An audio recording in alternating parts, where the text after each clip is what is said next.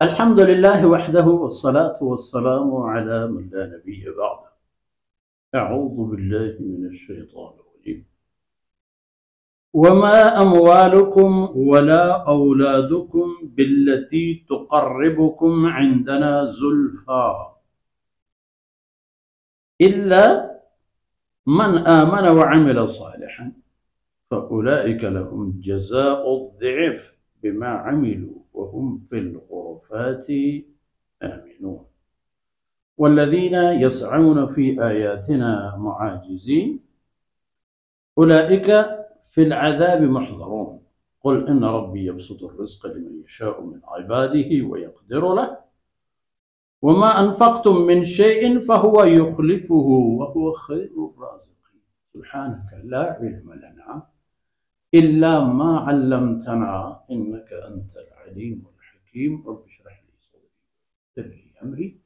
واحلل عقدة من لساني يفقه قولي واجعل لي وزيرا من أهلي رب زدني علما وارزقني فهما ثم أما بعد. گرامی قدر بھائیوں بہنوں اور پیارے بچوں، ہم نے دیکھ لی کہ اللہ فرماتے ہیں کہ اللہ کی مرضی و مہربانی اور صلاح ہے کہ کس کی روزی بہت وسیع و عریض کر دے اور کس کے محدود پیمانے پر. لیکن ایک بات یاد رکھو کہ وما اموالکم، دو چیزیں ہیں نا تمہارے پاس، ایک آپ کے مال و ہستی اور دوسرے آپ کے کنبہ، اہل و عیال، بیٹے بھانجے بھتیجے عزیز و اقارب یار و دوست، یہ دو چیزیں ہیں نا آپ کے پاس. یاد رکھیے کہ تمہاری یہ مال و دولت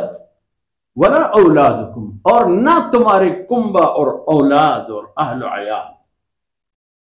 ان میں کوئی اس مقام پر نہیں ہے کہ تقربکم عندنا زلفى،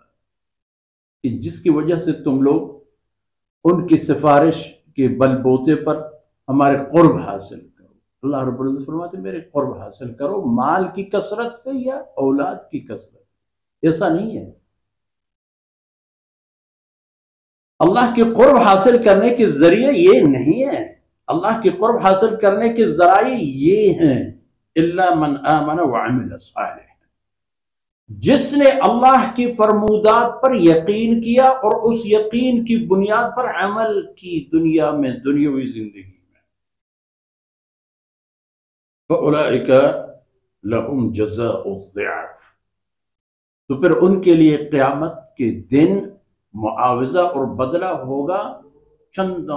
در چند اضافہ. ایک عمل کیا آپ نے، آپ کے اس ایک عمل کا ایک یہ جزا، ایک یہ اجر، ایک یہ اجر، ایک یہ اجر، ضعف چندہ چند، کتنا گنا واللہ اعلم، واللہ یضاعف لمن یشاء. ویسے قرآن کریم نے ساتھ بھی فرمایا ہے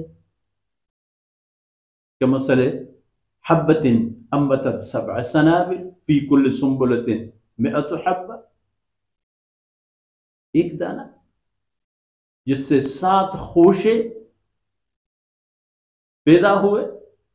اور ہر خوشے میں 100 دانے تھے، ایک کے 700 آپ کو مل گئے. اور اس پر بھی فرمایا کہ واللہ یضاعف لمن یشاء. جتنے انسان کی دیانت تقوی اور خلوص اتنا ہی اس کی اجر میں اضافہ.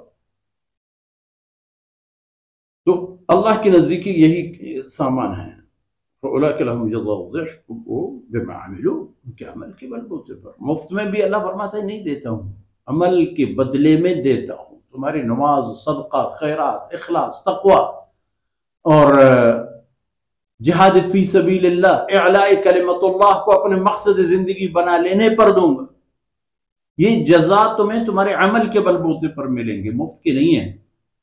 اگرچہ پورا سرمایہ مفت میں ملا ہے مجھے اور آپ کو، پوری زندگی، اسباب، اعضاء، جوارح، موقع، فرصت. وَهُمْ فِي الْغُرَفَاتِ آمِنُونَ، فِي الْغُرَفَاتِ آمِنُونَ، اور یہ لوگ جنت کے عالی شان مکانات میں سکون کے ساتھ زندگی گزار رہے ہوں گے، کوئی ڈر خوف نہیں ہے، فقر و فاقہ، بیماری، نماز کا وقت کیا،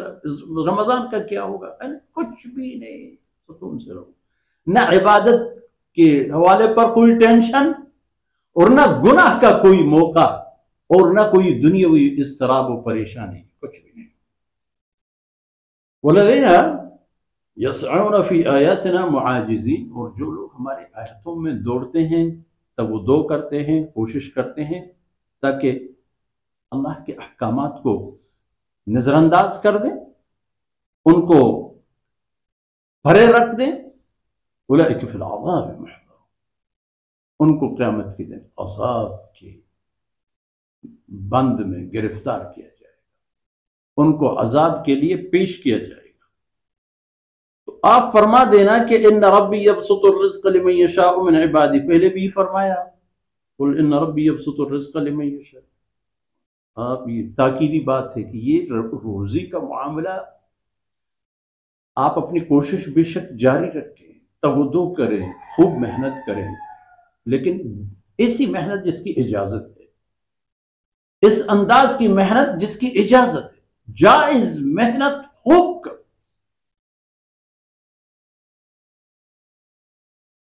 بس تمہارے رب روزی کو کشادہ فرماتا ہے، جن اپنے بندوں میں سے جس کے لیے چاہے کشادگی اور جس کے لیے مقدار۔ باقی یہ بات کہ روزی زیادہ ہے کم ہے، قیامت کے دن کا بھی حساب و کتاب یاد رکھنا، اگر زیادہ ہے تو زیادہ کا حساب دینا ہوگا، کم ہے تو کم کا حساب دینا ہوگا۔ اللہ کے فیصلے پر راضی ہو جاؤ، اور یہ بات یاد رکھو کہ وما انفقتم من شیء، اس آیہ کریمہ میں یہ ایک خصوصی ہدیہ اور ایک خصوصی رہنمائی بھی، وما انفقتم من شیء، جو کچھ تم لوگ خرچ کرتے ہو ان جگہوں پر جو اللہ کی رضا والی جگہ ہے، اپنے والدین پر خرچ کرتے ہو، اپنے اولاد پر جائز خرچ کرتے ہو، خاندان پر خرچ کرتے ہو، پڑوسیوں پر خرچ کرتے ہو، دین کی تقاضوں پر، معاشرے کی تقاضوں پر، فلاحی کاموں میں خرچ کرتے ہو نا، پیسہ لگاتے ہو، یاد رکھیے فَهُوَ يُخْلِفُهُ، ان مراسم پر، ان مواقع پر جتنی بھی خرچ کرو گے اللہ کی طرف سے اس کا بدلہ دنیا میں ملے گا، دنیا میں اجر بھی ہے، آخرت میں۔ لیکن جو مال مجھے اور آپ کو ملی اور ہم نے اس کو اسی طرح کے مواقع پر خرچ کی، اس کا بدلہ دنیا میں بھی ہمیں ملے گا، وَهُوَ خَيْرُ الرَّازِقِينَ، اور یہ اللہ کی ذات ہے کہ بہترین روزی دینے والی ذات،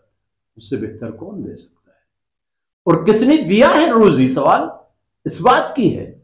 رزق و روزی کا تمام معاملہ اللہ کے اختیار میں ہے، اور اللہ کی مرضی اور تیری صلاح و فلاح کی بنیاد پر تمہیں ملتی ہے بنی آدم۔ خوب محنت کرو، کم ہے تو کم پر صبر کرو، زیادہ ہے تو زیادہ پر شکر کرو، اور جو انفاق کے رستے ہیں خوب لگا دو، اور جو انسان چاہتا ہے کہ اس کی روزی ہمیشہ اضافہ ہوتا رہے تو انفاق فی سبیل اللہ کو ہی اپنی عادت بنائے، اور انفاق یعنی خرچ کرنا، اس کے لیے کوئی حد مقرر نہیں ہے، جتنا آپ کے پاس ہے اتنا ہی، محدود وسائل ہیں، ان محدود وسائل سے خود بھی مستفید رہو اور اپنے قرب جوار کو بھی فائدہ دو، نافع بنو، نفع دینے والے بنو، پھر دیکھو کیا کیسی تبدیلیاں آنا شروع ہو جائیں۔ اللہ رب العزت کو طیب فرمائے۔ صلی اللہ علیہ نبینا محمد وعلی آلہ وصحبہ۔